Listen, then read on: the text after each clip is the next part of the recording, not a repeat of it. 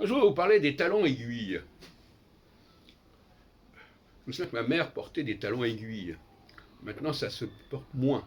Mais je pense que pour porter des talons aiguilles, qui d'ailleurs faisaient beaucoup de dégâts sur les parquets, eh bien, il fallait tout un entraînement.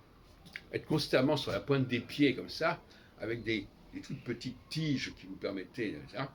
Bon, c'était quand même assez particulier. Eh bien, cette mode des talons aiguilles, qui met la barre plus haut, c'est-à-dire pour être bien, il faut avoir une gymnastique, il faut maîtriser sa capacité à tenir en équilibre, eh bien, on peut la comparer à ce qui se passe au niveau de la langue. Parce que le français, par exemple, il a inventé des sortes de talons aiguilles, si vous voulez. C'est-à-dire des façons de travailler la langue, de travailler l'écrit au niveau de l'oralité. Parce que l'oralité, ici, ne se conçoit que par référence à l'écrit, contrairement à ce qu'on peut dire généralement. Eh bien, c'est une forme de talon aiguille. C'est une mode, c'est un snobisme, une pratique élitique au départ, qui consiste, par exemple, à faire des liaisons. Par exemple, le sens des liaisons. Vous vous rendez compte, faire des liaisons entre les mots, c'est pas donné à tout le monde.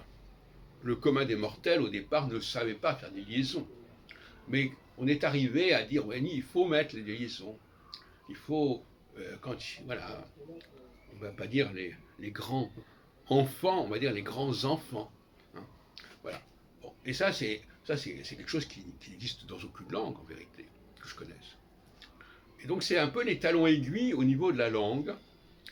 Et ce sont des pratiques de cours, d'une certaine manière, qui se sont imposées progressivement, qui ont ruisselé jusqu'à la pratique populaire. Mais ce ne sont probablement pas des pratiques populaires, contrairement à ce qu'on veut nous faire croire.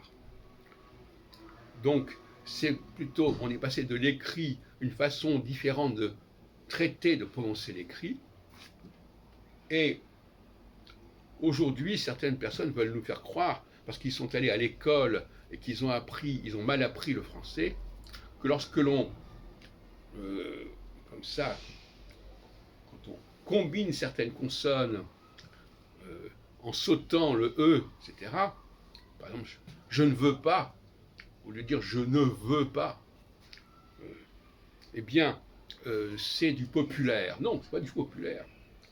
C'est au contraire, alors on peut dire que le populaire a perpétué une pratique qui venait d'en haut, mais c'est au contraire la façon la plus heureuse de parler la langue française. Et c'est là qu'on restitue sa véritable musicalité et sa légèreté.